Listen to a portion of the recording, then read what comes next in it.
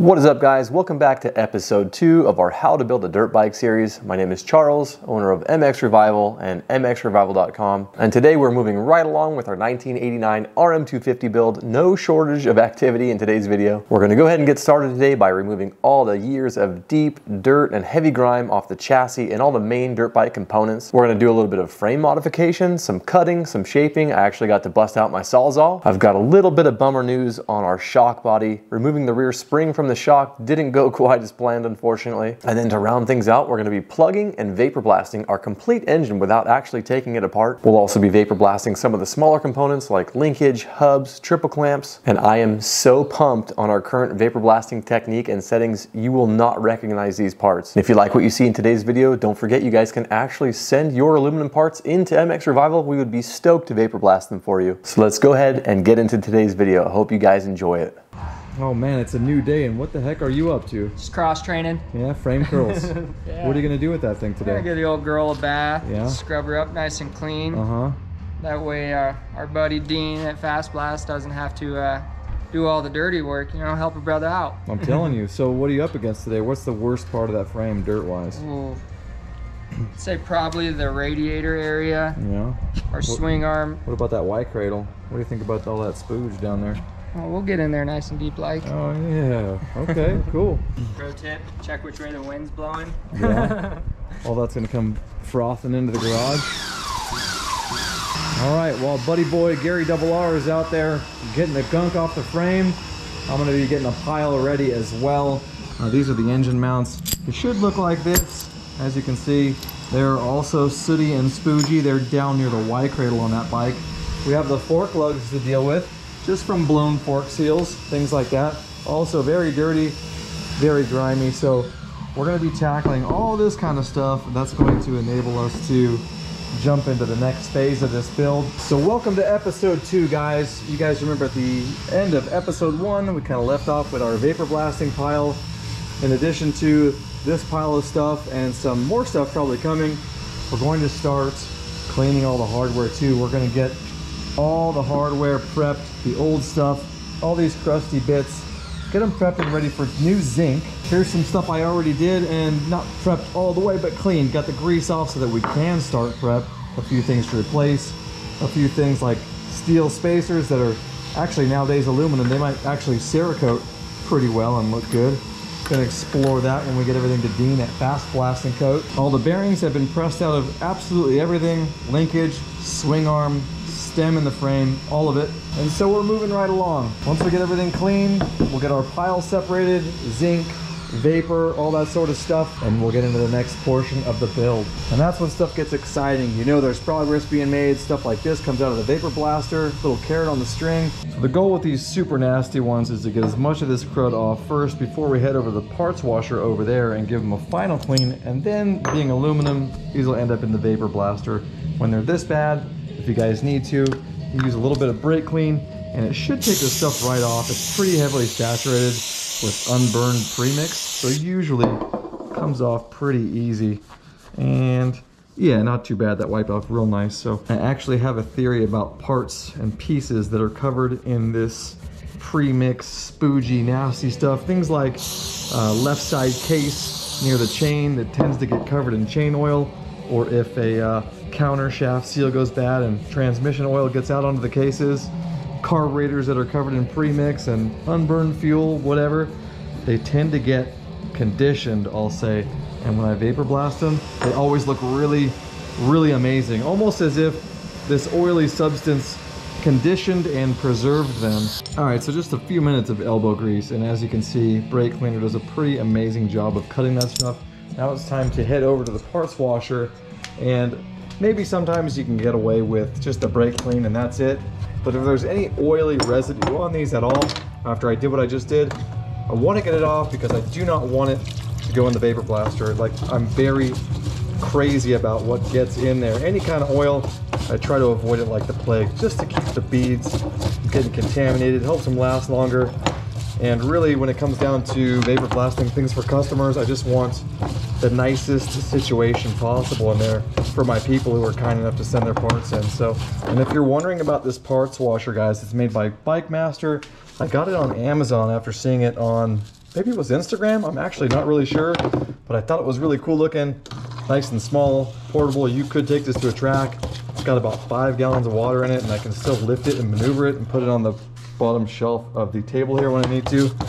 And honestly, it just kicks ass. I'm also not using any harsh chemicals. I'm not using even a parts washer solution. I am using Tide laundry detergent, the powdered kind, and it absolutely rips. So I'm not wasting a ton of money on different solvents. These babies are looking good. They are ready for some vapor blasting. Let's check out my boy Double R Gary real quick. What do you got there? We got some confetti. Oh, what is that, like the old manufacturer sticker? No, that's off-road sticker confetti. Looking good. Getting the heavy stuff off of there for Dino. And now once this thing is all cleaned up, we also still need to bust out the grinder and get rid of this kickstand bracket. Go ahead and also clean out a broken bolt. This is part of the airbox, I believe. Holds the airbox in place. What was our other mess? Oh yeah, these stripped threads up here. These were seat. These are rear fender, not threaded, thankfully. Yeah, I put on the business 0 degree. 0 degree, that's like a laser jet, man. Yeah. Nice. Some horsepower right there. I'm telling you. Got forks, shocks, frames. Double R Gary knocked the big chunks off of this bad boy for me so I can degrease it and then get the shock spring off of it. All right, we got the shock and the vise. We're gonna go ahead and remove these collars here so we can get the shock spring off. And guys, these are not the proper tools for the job. You need to use a spanner wrench on these. No idea where it went, but this is an alternative method. And honestly, this is probably what most people are doing. These are really chewed up. I'm gonna replace them anyways. Once the first collar is loose, you can start spinning the shock spring, and the pressure from the spring against the second collar will usually turn the second one. There you go. Yeah, you can see, oh, it's got stuck. We'll go ahead and get a little bit of WD-40 on there. Help everything start to move a little better. If you mar up the shock body threads or it starts to strip as it comes off, you're pretty much dead in the water and you need a new shock body after that. Guys, I might have lucked out. This is a spanner wrench from a 2016 KTM shock. It doesn't really fit this application, but it'll give you the gist of what I was trying to say. So basically, this hooks into one of the spring collars, digs in, and then presses against the collar on the back side of the spanner here, and you can rotate it open. So let's see if I can get lucky. It's so close to not fitting that I'm not sure. Oh yeah, kind of, sort of. What you got? Some of these gouges, I don't know if these are gouges or residue. Yeah, it's kind of that that death flake they get. You ever seen old bikes that sat outside? Yeah. And then the outer part of the tube starts to come off and they just look like they're shedding like snake skin almost. About to buff that one out. Yeah, I was thinking about actually vapor blasting these and then getting them as shiny as I can through a couple different stages of vapor and then doing like a clear coat on them. Having like almost a factory gray with a shiny clear coat on them. Yeah, that could work. Yeah, it might be cool. Vapor blast these boys. The bottoms. Yeah, and then take all these studs out, get everything zinced up. You know, there's a really bad one at the top on one of them where the number plate was, back of the number plate was rubbing it. But all in all, I guess, there it is. For 1989, we're probably still doing all right, huh? The hell? What do we got going on here? Did we just dragged our forks down the freeway, or? I don't know, that's pretty ugly, isn't it? It's pretty mangled. How's the other one looking? Oh, it doesn't even look the same. Almost looks like that's like a cap that gets press fit into this hole. You learn something new every day. R.I.P. little cap. Gonzo. That could be a modern day rapper, huh? A little cap. Little cat. Stupid. Get a little cat. Some pro tips straight from Suzuki. Please do not incinerate your forks. Don't do it, man. Don't. What'll happen? Just don't. Just don't. No man lived to tell the tale. Yeah. We're not sure. All right, guys, this is the portion of the show where I bust out the sawzall, and I'm gonna hack this kickstand bracket off the frame. If you saw episode 1, I was talking about cutting this all the way off rather than grinding these little bird crap welds somebody used on this, which should have never been done in the first place. This is totally like a bolt-on thing. So when these bikes are restored normally, they have the 2 big ears on the back of the frame here where this would normally bolt on And so in order to clean all this up, I think I'm just going to take this thing completely off so that when this frame is recoated and everything's looking good, we don't have these two big tabs or ears hanging off the back. I just think it'll look a lot better. So step one is to cut this off with a Sawzall. Step two, we're going to get into some smoothing and some blending with a couple other air tools. So here we go.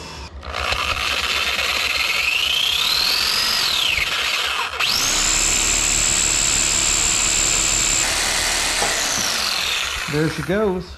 All right, so that came out pretty dang good.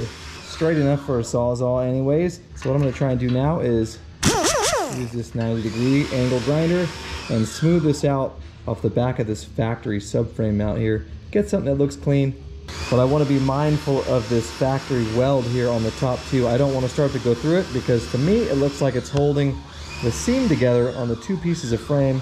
You can see the gap right there. So I'm just gonna gently smooth this out, get it looking a little more factory, if you will, and then when we powder coat the sucker, you won't ever even know that those stupid ears are gone.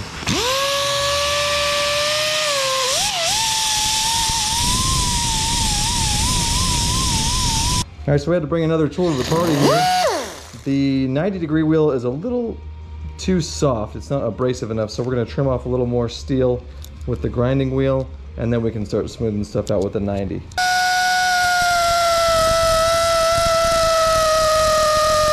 So things are looking better, but I was having a really hard time trying to figure out whether this weld here that's just loaded with holes was factory or not. I sincerely doubt it. It's just I don't want to take any welds away that are part of the structure. So I'm thinking that this one that's just completely full of holes was a little BS weld done by the guy that was trying to weld this old bracket on. Where the heck did it go? But then again, when you hold it up, it's not even really related at all. His welds would have been up high right there. So it's just hard to tell, hard to believe that, you know, a factory weld would have so much porosity in it. So I'm just gonna clean it up the best I can, but it is shaping up. It's gonna look a heck of a lot better than these guys here sticking off the back. It would have been kind of something like that. Pointless, right? So this will look really clean when we're done. All right, looking better and better. This has a really nice shape to it now. I'm really happy with it. I'm just trying to get these holes from that bird crap weld to disappear. So taking my time with this. How you doing out here, stud? We're good. We're just getting the nitty gritty. All right, guys, it's a new day and I made it out a little ahead of when Gary's gonna get here to help me out. A little bummer news on the shock. As you can see, the body is totally stripped. Sometimes these colors do not want to come off. I've only ever seen this one other time. It was actually on a brand new YZ450, believe it or not. So this thing is ready for the scrap bin. It's got good parts, obviously. The bladder, the cap, the clicker, adjuster, shaft, so on. Maybe some of the internals, but the body is smoked, unfortunately. But I still wanted to show you how the spring works. So obviously these two top colors preload the spring and hold it in place. You can adjust your ride height, rider sag, what have you, for a different ride characteristic. But down low, normally there's a little perch that the spring sits on, goes inside here, and then this is the final piece that slides in over the shaft and locks everything into place and keeps everything from flying off the bottom of the shock. So these are the parts that keep it contained. Now, as for the stripping, this could be just due to age, dissimilar metals. You got steel on aluminum. I pre-cleaned all the threads going this way first. I know these are a little dirty, but I made sure these were clean so that everything could thread off this direction to alleviate the tension on the spring. And it just didn't work. Obviously, this guy went well past the threads on the body and it was just fine. So I know those threads were free and clear and all the damage sort of occurred underneath this collar. So kind of a bummer, but moving on, let's get into something else. All right, guys, my next order of business, I want to get this sucker plugged up so I can first wash it and get all of this really nasty crud off of it. And then we're going to vapor blast it whole. As mentioned in episode 1, I've always wanted to try this. I'm pretty sure it'll come out just fine. And so in order to do this, there's a few key areas to plug up. Of course, we need to plug up the intake. I need to find something to do that. I do have what I need to plug up this spigot here for the coolant. And of course, the other one down low at the water pump area. Earlier this year I did a leak down test on my RM250, the 06, and I used one of these 2-inch plugs from the plumbing section to actually plug this up here. So very simple. As you spin this wing nut, it starts to expand, and before long it actually gets stuck in there, and there's a rubber lip seal on the inside, so nothing is getting past that, which is really cool. Below I'm going to use one of my powder coating plugs. You can get these on Amazon. They're really pliable silicone. This one fits perfectly. Up top, pretty much the same thing. This one's a little bit smaller, the port itself. I'm also going to clean this out real quick before we actually do the job. I'm going to take this back out, hit it with some brake clean, and wipe that lip. So that should be done before you install this. I may as well take care of this too. Go ahead and find something to plug this little tiny guy with. I have a ton of these powder coating plugs in all different sizes. I use them mainly for vapor blasting. And like I said, you get them on Amazon. This one would normally go in a swing arm, and it fits perfectly in that power valve vent. We'll go ahead and take the sprocket off as well. We'll remove the shifter. Wow, that is filthy. Guys, I scored on a rear plug. I had a old style plug that I would have used on the exhaust side lying around, and it fits perfectly. So we'll drop this into this hole here. Actually fits a little bit snug, which is even better. And we will use this inappropriate band clamp the bike had on it. It's not the right clamp, but it'll work for this job. All right, it's time to get this thing washed up. Here we go. Now, as I look at this thing and get ready to scrub, I'm probably going to avoid 100% of this clutch cover. It looks like it's painted, and so once everything's blasted, I'll probably pull this cover off, give it to Dean at Fast Blast, and then have him Cerakote this or color match it to original. Maybe we'll come up with something fun. And then with the magnesium, this stuff, it never looks good when you're done blasting it. It just looks like crap to me. The aluminum will look good. Magnesium sort of looks flat, so maybe we'll have him coat that too. That'll be the same story with the power valve covers. They are also magnesium. So freaking dirty. All right, guys, we've been scrubbing for about an hour. Just wire brushes, stiff bristle brushes, little plastic picks, things like that. I think we're looking pretty good. It's definitely as good as I'm gonna get it by hand, but still a bit on the dirty side for my liking in terms of going into the vapor blaster. So we're gonna let this dry. We're gonna stick it in the dry blaster first, get all these little nooks and crannies, stuff like this that I just simply cannot reach back here behind the engine mount hole. I just can't get a brush or anything in there. So we'll let the dry blaster media take the hit on that, and then we'll take it to the wet blast. All right, guys, here we are. This is the last time it's gonna look like this. So take a good hard look. Well, this is gonna look the same, and this is gonna look the same, but not to worry. Everything else should clean up really, really well. Got a lot of the dirt off. Now, the only other thing I added was this vacuum plug here, like an automotive style vacuum plug. I put that on the end of the shifter.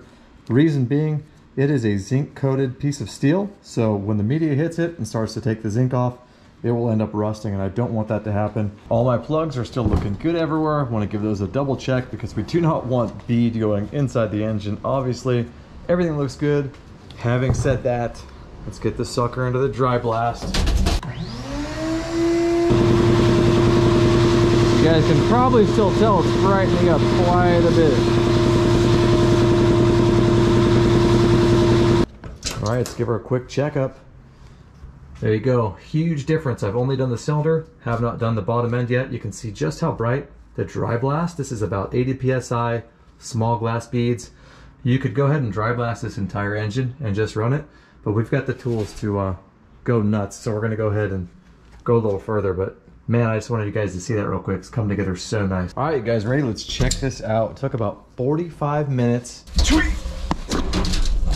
All right. Quite a bit nicer, right? We only did dry blast. As you can see, I did not do the magnesium as I said I wouldn't, but you know what? It actually came out okay. I did go ahead and hit this mag cover on this side. It's a little dirty from some moisture that came back out of the engine, but so awesome. This stuff is so much fun, guys. Let's get this thing into cabinet number 2, the vapor blasting cabinet, and see what we can do with it. In you go, big girl.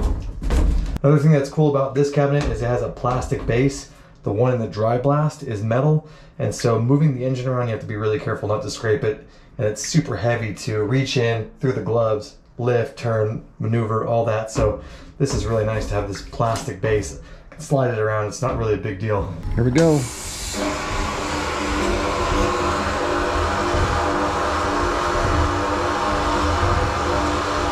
Double R Gary just What's rolled good? into the shop. He's like, what are you doing with that camera in my face? Ready for my close-up, get my good side. Yeah. What you doing over here, man? You got the parts washer running? Yeah, we're shining these up. First line of defense. No, don't want to get the dry blast all gunked up and dirty. So try to clean this off the best we can. Yes, sir. Getting all that grease off in the nooks and crannies. Even though it's not seen, this helps Charles out in keeping all the material in the wet blast and dry blast from getting contaminated. Get in there nice and deep like. All right, let's see how we did. We're all baked up. Now, I didn't go crazy on it. I did a single cut, single polish. Normally I would do a double cut, double polish. I gotta say, quite a bit better than where we started. What do you think, G-Man? All day. Better? You can actually see the freaking VIN number and all that. Yeah, it came out good. So earlier, I was telling everyone on film before you got here, I didn't do the mag because I think mag looks like garbage when it's done. It never blasts consistently. It's always uneven and blast liney, and it kind of has this crappy color to it. So that cover, this guy, this one's got a bunch of paint. So we'll let Dino do his magic on all the little covers.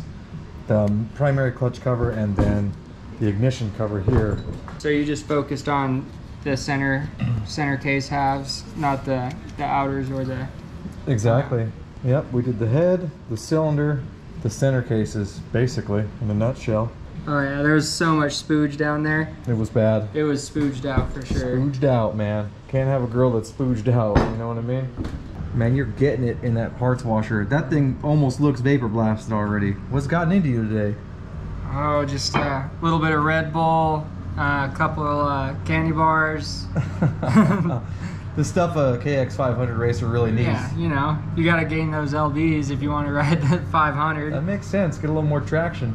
So now that you got all this stuff cleaned up in the parts washer, what are you gonna do with that bad boy? Now that we got all the grease out of the nooks and crannies, we're gonna head over to the wet blast. All right, let's get one last good look at this ugly bastard before you do your magic. Got some Gary vision here in the vapor blaster. What are you doing, man? I'm just doing the old coloring book method. Yeah? What's that? Just staying in between the lines, making sure I hit everything evenly and don't miss anything. Don't want to leave any patches behind. What kind of PSI you're running right now? Right now I'm doing 60 close. What's next? After that we're gonna go 60 far, blend all of that together. Yeah. And then we'll do the same process at 30 PSI. Now what happens when you do that? It's just like when you're sanding a car, you know, you hit it with the heavy grit first and then the lighter grit just really polishes it up and makes it shine. That's actually a really good example, an analogy that I've never used. I like that. We still got to do 30 far on this guy. It's turning out pretty sick though. It's good, nice and shiny. You could eat dinner off that sucker. Great freaking job, man. I appreciate you. Have yourself a good ass night. Yeah, we'll see you tomorrow. Alrighty. Alright guys, we have the rest of all the parts to be vapor blasted, at least right now, the big stuff, loaded up into the machine. When you get all this stuff finished, show it to you in a second. Alright guys, everything came out of the vapor blasting cabinet. Absolutely amazing. It's actually kind of mind-blowing. Check this stuff out. We got the hubs, just unbelievable shine. Engine head stays, those may be the front engine mounts, these may be the head stays, but either way, the linkage, dude, you gotta be kidding me. So freaking good. So this is what everything kind of used to look like. This is phase 2 vapor blasting, brakes, carburetor, just old stained aluminum. So as you can see, just unbelievable. Let's look at it again. I can never get enough of this. I can just waste hours, I guess it's not a waste, but hours in the vapor blasting cabinet. Unbelievable. So guys, stay tuned for episode 3. We're gonna get into the hardware. We're gonna start prepping all this stuff. These are all steel parts, things that I'm not gonna vapor blast to finish. They need to be replated. We're gonna have to strip all this stuff, and regardless, really hope you enjoyed episode 2, and I'll see you guys next Saturday. Thank you for watching, really appreciate it. Well guys, there you have it. We're moving right along in episode 2. In an upcoming episode 3, we're going to be using some special chemicals to actually burn and strip all the old zinc plating off of all the hardware, axles, nuts, washers. We're going to be getting that hardware prepped and ready for a fresh zinc coating. I may or may not also have a Decal Works decal giveaway for you guys in episode 3. And most likely we'll also be running some parts down to Fast Blast and Coat in Boise. Things like our frame for powder coating, some of the engine covers for Cerakote. So until next time guys, if you want to get caught up on the complete 1989 RM250 playlist, you can check that out right here. Thank you guys so much for watching. Shred safe, and I'll catch you in the next episode.